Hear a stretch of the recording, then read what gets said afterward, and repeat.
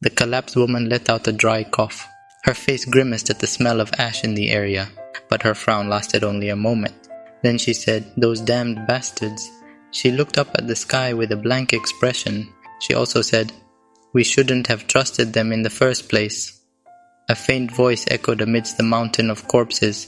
Then a mysterious figure appeared and said, "Truly amazing. I didn't hold out much hope, but I believe you have actually survived this bloody battle, you earthlings."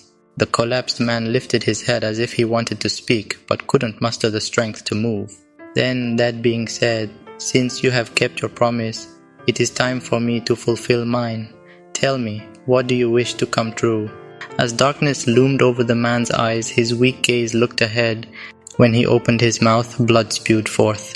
His voice seemed lost, producing only the sound of the wind passing through his vocal cords. She told him, "You don't have to speak. I can simply read your thoughts."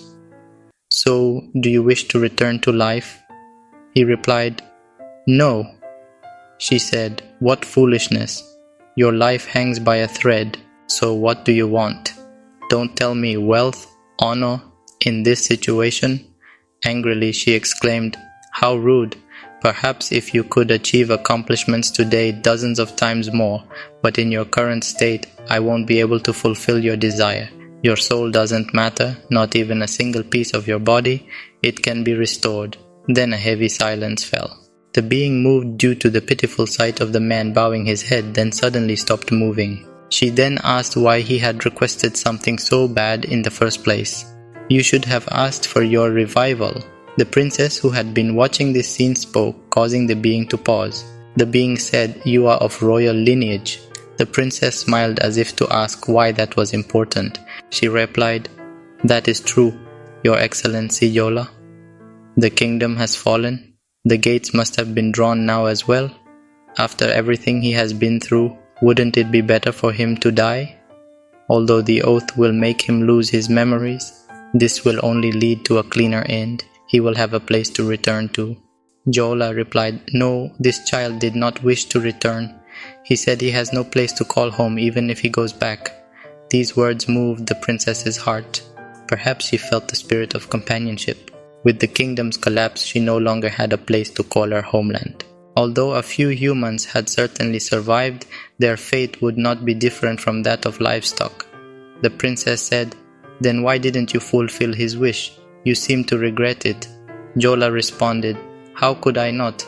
This child was born with the destiny to lead others." The princess was taken aback and said, "To lead others." Jola continued, "Well, he was brighter than any other star, and the reason for his death was his own hand. Why do humans only learn regret after everything is over?" Silence filled the space, and the princess closed her mouth as well. The princess's eyes turned toward the dead man. After a moment of hesitation, she removed a necklace from around her neck. She said, "I hope you haven't forgotten the royal oath." Jola replied, "But I cannot grant you your own wish." The princess laughed and said, "What can you do for me? The world has ended and there is nothing else I want. At the very least, let that human keep his honor." Jola said, "I will say it again. This child cannot return." Only feelings of longing and regret remained. Even those would not be etched in his mind and would pass like a fleeting dream. He may end up treating it as a trivial dream and forget the whole matter. The only thing I am sure of is that you and he will die in this place.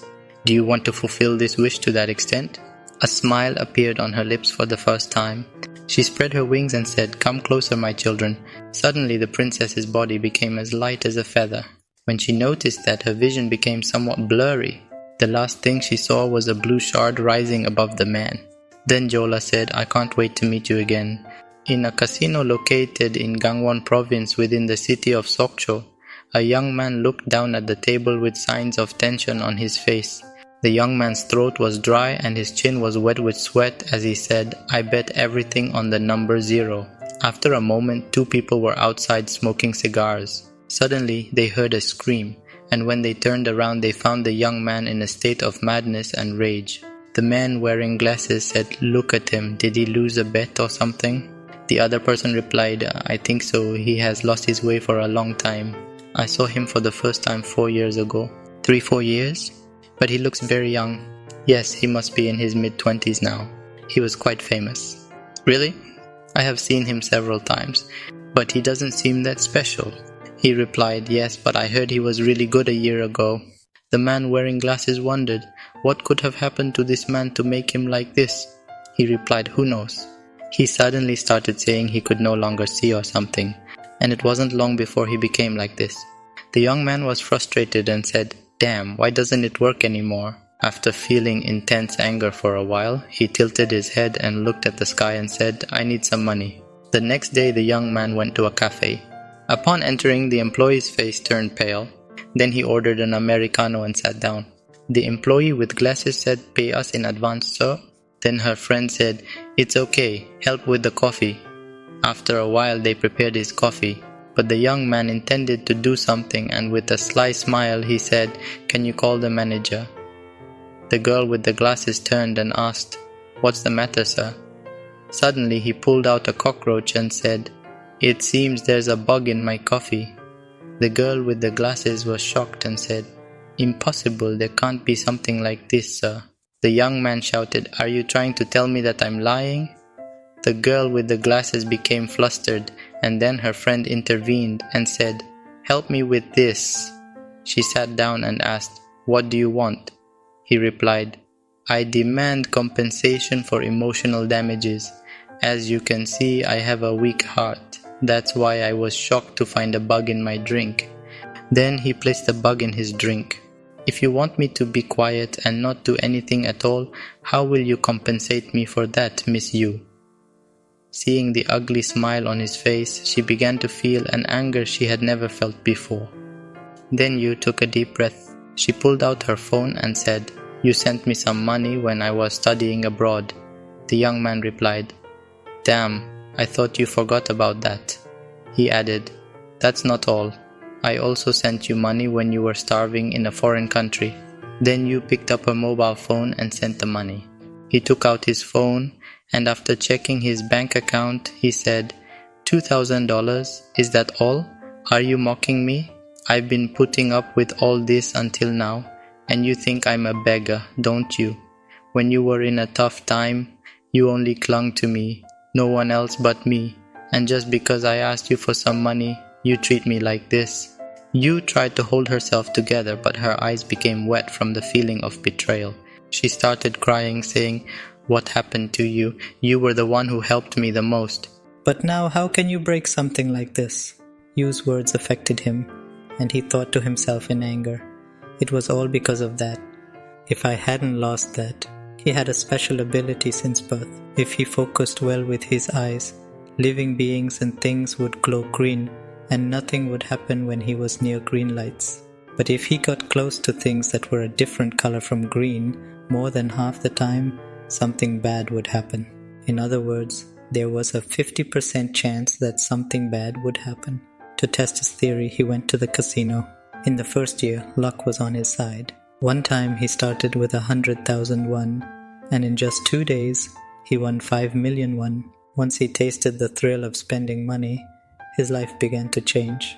The number of times he started going to the casino is countless.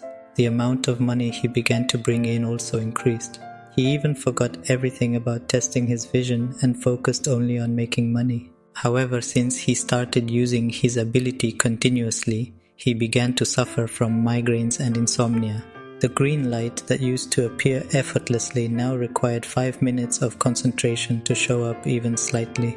One day, after losing consciousness during one of his sessions due to exhaustion, he woke up to discover that he had lost that ability. Although his greed cost him his power, he realized he had become addicted to gambling. Gradually, he lost everything he owned. After some time, the young man was sitting by the riverbank. He began to feel drowsy and tired, to the point that he fell asleep in the middle of the road like a homeless person. Ripples appeared in the air, and then the ripples gradually gathered into a single point before instantly transforming into a blue shard. The shard then fell and gently touched the young man's forehead. Soon the shard slowly sank into his forehead as if it was sinking into water. Memories began to flow to him in the form of a dream. Suddenly the sleeping young man jumped up, gasping for air. Suddenly he was hit by a migraine. He said, What a terrible dream. Then he took out his cigarettes and said, "But why does my heart hurt like this?" Suddenly he remembered that he had made her cry in the morning. Immediately, a strong wave of emotions overwhelmed him, and he said to himself, "What have I done, you scoundrel?" He felt as if a part of his heart had been torn apart. The young man stood up determined and said, "I will return the money to her. I at least owe her an apology." The young man searched his pocket, but to his shock, he couldn't find any money and said, "Where is the money?" He searched everywhere on his body but found nothing. He expressed his regret for everything. Then he felt a blockage in his throat, as if something was choking him. A young man cried like a small child and said, "I would prefer death rather than continue living like this." He approached the river in a daze and then looked down. The tears streaming down his cheeks created small ripples in the water. But at that moment, suddenly, the color of the water began to change from the spot where he stood, and more specifically from the ripples he had caused. A green hue blossomed outward. It not only stained the flowing river water, but also spread onto the bridge supports, coloring the entire structure. It covered the buildings. The whole world became tinted green, just like it used to be when he was a child. Staring around him with tear-filled eyes, his face was filled with disbelief. He said, "Is this really my ability?" At that moment, while he was confused, he heard the sound of high heels clicking against the stone pavement. A figure emerged from the darkness. A white blouse, a black jacket, and a grey skirt that clearly showed her curves. With a leather briefcase in her hand, the woman appeared to be a young businesswoman and then said, "Can you step out of there? I prefer not to look down." As the young man slowly emerged from the water, a faint smile appeared on the woman's face, and she handed him her business card. Then Hannah said, "Let's get straight to the point, since we don't have time." Hannah revealed the leather bag filled with stacks of money, amounting to 500 won, neatly tied together. She said, "What do you think about gambling with me?" The sight of the young man staring intently at the bag made Hannah completely confident that she would succeed in deceiving him. The young man slowly lifted his head and said, "No, thank you. I've quit gambling, I won't do it. And how do you know me?" She replied, "Why does that matter? The important thing is that you can win everything in one round. Don't you have any debts?" He said to her, "That's none of your business. Just answer my question. I just did a little research on your background before starting the job. I'm sorry for not informing you that I was doing something like this." The young man asked, "What kind of job is this?" She said, "I told you I'm a team leader." "At least listen to me." Doubts began to swirl in his mind, and he thought to himself, "Why do they want to hire me? And what will the bet be about? There is something off." Sometimes the phrase "human shield" from his previous dream crossed his mind. Then he said to her, "I refuse." His reaction was undoubtedly surprising, as she expected him to jump at the chance like a hungry beast as soon as he saw piles of money. Then she said to him, "Why don't you listen to me first, and you can decide after hearing the terms? You won't lose anything." Yet he refused once again. She said, "What determination?" Then she took out her phone and said, "By coincidence, the position is now filled. Sorry for the disturbance, and I wish you good luck." Hannah picked up the leather bag and turned around without a hint of hesitation, starting to walk step by step. From her experience, she anticipated one of two things would happen.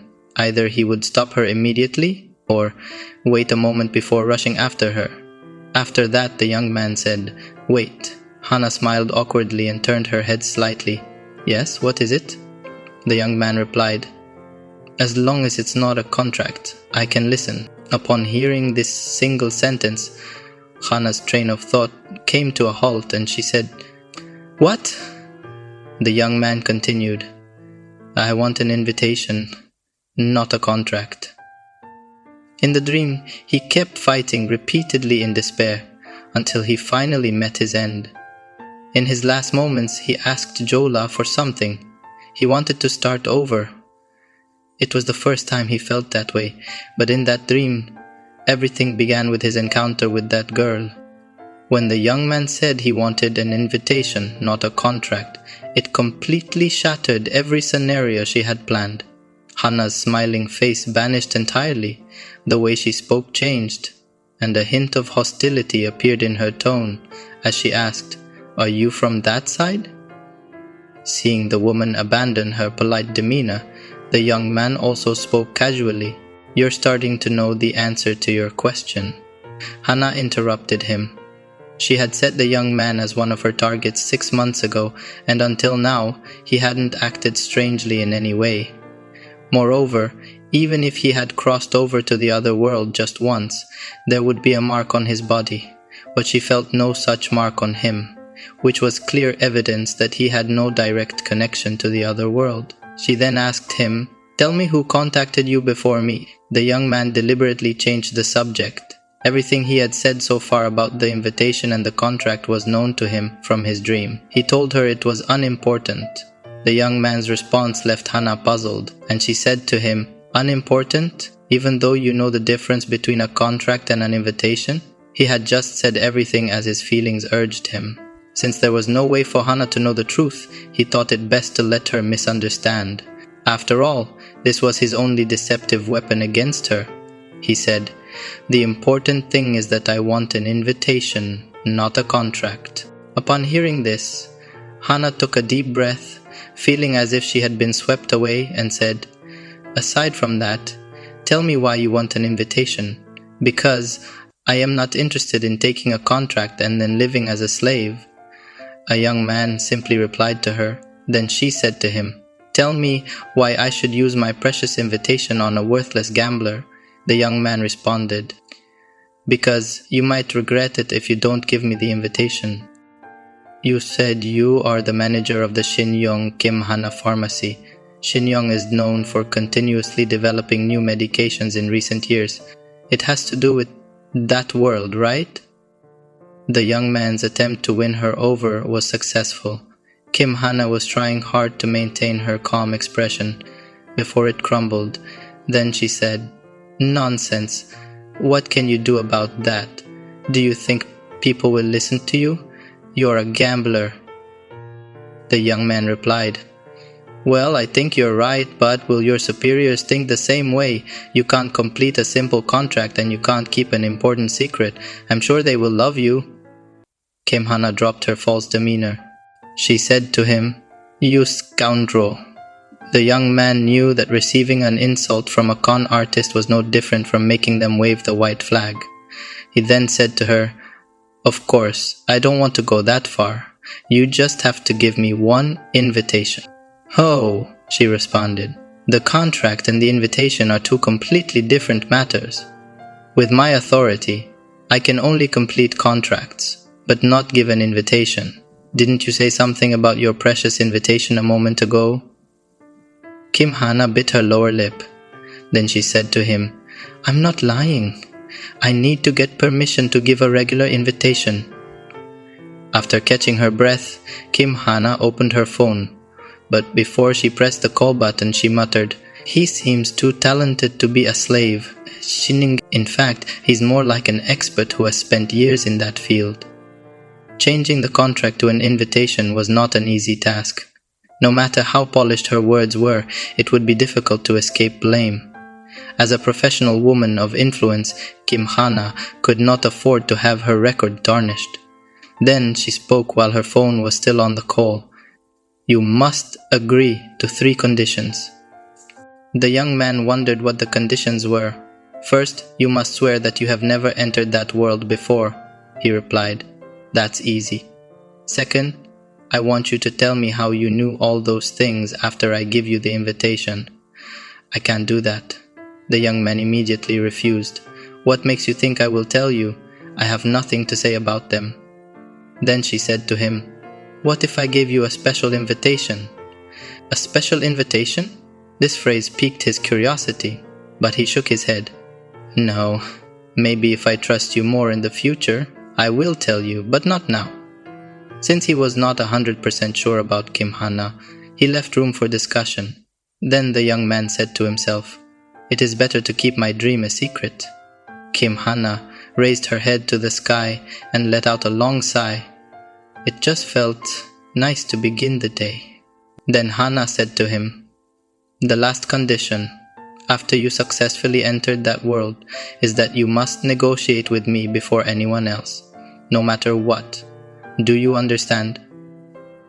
Upon hearing the young man, since he said yes to his decision, he guessed that she had completely abandoned the idea of a contract of servitude.